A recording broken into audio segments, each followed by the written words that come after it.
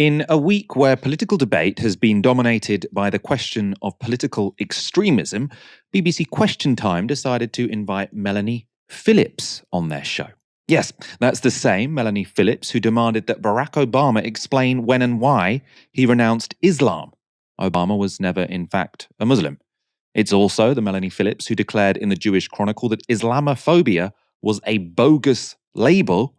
And it's the Melanie Phillips who, for decades, argued that climate change was a hoax. Anyway, this is what happened on Question Time with Melanie Phillips when the topic of Gaza came up. I live mainly in Israel. I come here a great deal. I am British. I will always be British. And it is a tragedy beyond measure that so many decent people, well-meaning people in Britain, have got this completely the wrong way around. What's happening in Gaza is indeed a tragedy. War is terrible. Civilians are killed. But what Stephen has just said is so distorted and so untrue. Let me just take you through one or 2 points that he has said. Let's go. He says that the Gazans are being denied by Israel access to food and humanitarian supplies. Yes. This is completely untrue. There have been hundreds and hundreds of trucks going through Gaza. There have been hundreds of trucks stopped by from going through Gaza because the food is being stolen by Hamas. The Gazans themselves are saying this. You laugh because you don't know. I am telling you. But hang on, Melanie, in fairness, the UN says that not enough trucks are being allowed in and that children are dying of starvation. You've got UNICEF saying children are dying of starvation. The UN has had its own operatives in UNRWA, the Relief and Welfare Organization, who are members of Hamas, dozens and dozens of them. They are entirely compromised. OK, so just, Melanie, I'll let you speak, I promise. But just to be clear what you're saying, when you've got the WHO and the UN and the EU humanitarian chiefs saying there is famine in Gaza, you're saying that's not true. You can go on YouTube and see pictures of the stocked food markets in Gaza.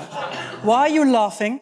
Have you seen outrageous. Them? Have you seen them? Actually, have you seen these video pictures? I have looked at some of them. They don't have timestamps on them. I've got to point that out. So I don't know when these pictures were taken. OK. I mean, if you have proof that they were taken in the last October. If you want to look at pictures, Melanie, I'm quite happy to send you some pictures and videos of civilians being bombed and slaughtered at the hands of Let's let Melanie make it.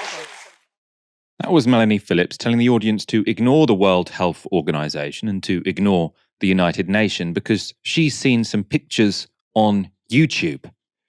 The SNP's Stephen Flynn then offered to show her some other pictures, and if he ever got the chance, I'm not sure he did, he could have done well to show her these. Tiny limbs, bones protruding. The constant sound of crying from children now facing starvation in Gaza. In this overrun hospital ward, anxious mothers watch on as doctors provide whatever care they still can. But for some, there is nothing more to be done. 3-year-old Mila, who had been suffering from acute malnutrition, now another victim of this merciless war. She was healthy. There was nothing wrong with her before, Mila's mother says. Then suddenly, everything dropped. She wasn't eating anything. We had no milk, no eggs, nothing. She used to eat eggs every day before the war, but now we have nothing. Across Gaza, too many are feeling the pain of this deepening hunger crisis. Small children, emaciated and malnourished. These were little Yazan's final moments, his tiny fingers gripped in his mother's hand. He, like Mila, would not make it. Others are still just barely holding on. But there is no telling how long they will survive. Standing beside Mila's body, Dr. Ahmed Salem says many children at this hospital are now dying due to a lack of food and oxygen supplies. We showed you those images last week. We showed you a bit more of that CNN report. Incredibly powerful, tragic, infuriating, horrifying report, right? Of kids currently starving, right? They could be living decent lives, but Israel has decided that they want to carry out a genocidal war, has stopped any food getting in.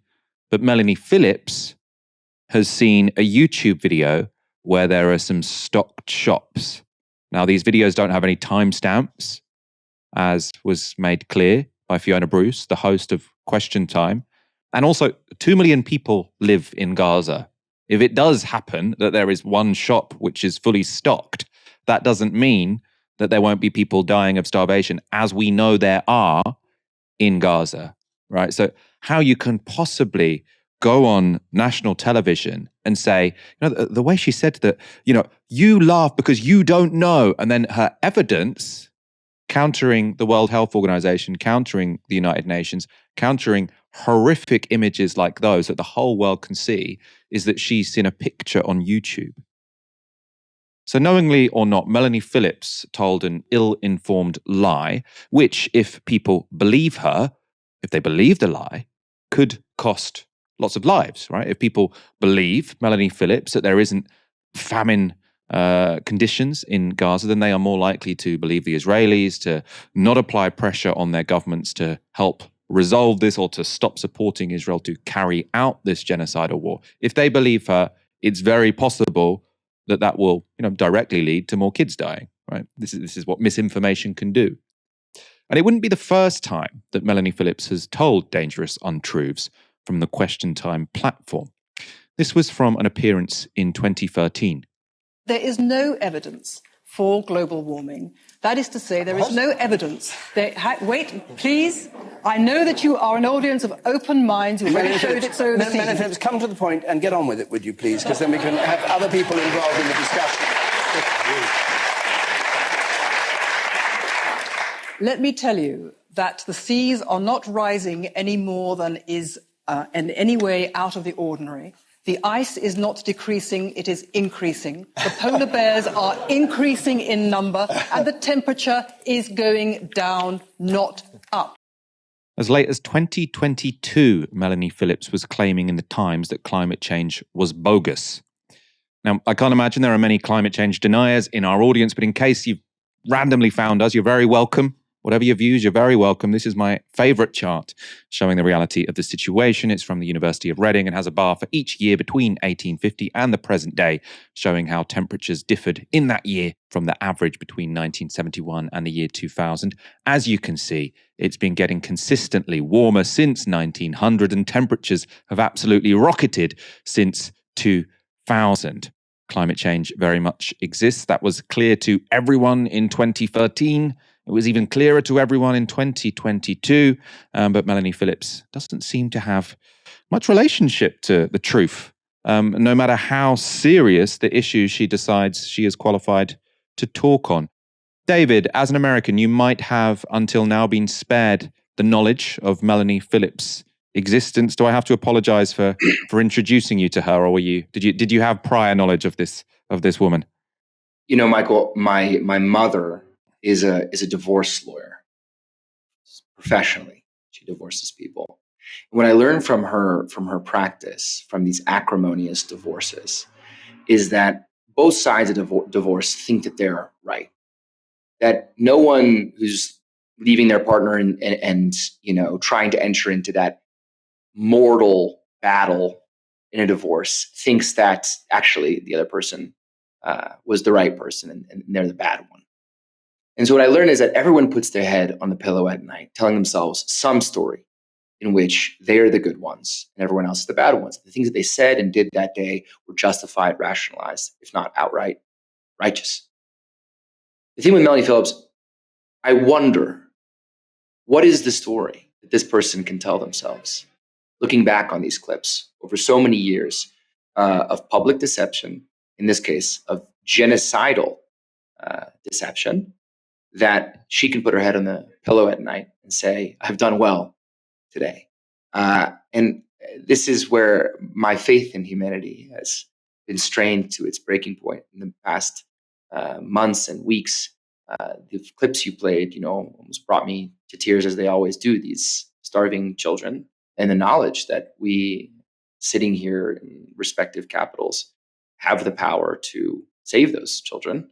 and yet we are determined not to do so.